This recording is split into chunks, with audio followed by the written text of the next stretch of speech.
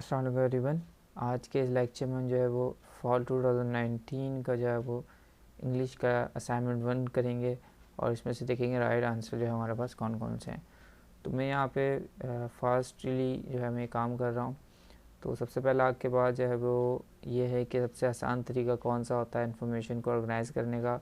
तो यहाँ से आप चूज़ करेंगे आउटलाइनिंग जो है कि ऑप्शन बी। इसके बाद है आपके पास जो ब्रांच वर्ड है ये किस कैटेगरी से बिलोंग करता है, तो आप इसके लिए डी जो है वो चूज़ करेंगे।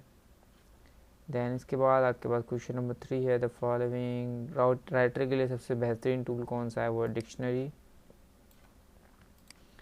दैन इंसाइक्लोपीडिया के अंदर किस टाइप की किस किस्म की जो है वो इंफॉर्मेशन मौजूद होती है, क्वेश्चन नंबर 4 है ये। तो इसमें आप जो है वो जोग्राफिकली एंड बायोग्राफिकली ये मतलब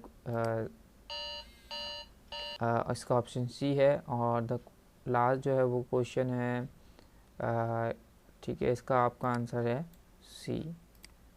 ठीक हो गया। अच्छा, इसके बाद आपके पास जो है वो एक आर्ट है, उसको पूरा करना है, या आप इसको एक डायग्राम भी बोल सकते हैं, पूरा करना है इसको पजल्स भी बोल सकते हैं।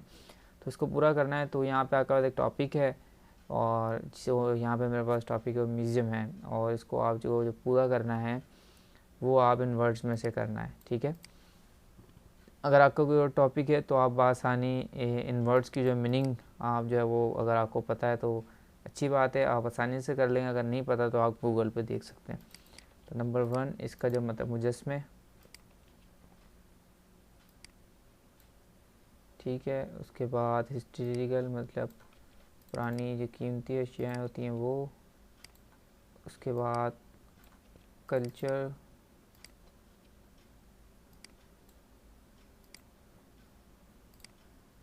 सेंटर भी कर लेते हैं थोड़ा सा। अच्छा, उसके बाद गैलरी, आर्ट गैलरी। दैन उसके बाद प्लेस ऑफ एग्जीबिशन। तो ये हो गया हमारा आज का इसका असाइनमेंट कंप्लीट हो गया। आई होप ये आपके जो है वो काम आएगा। सो अल्लाह हाफिज़।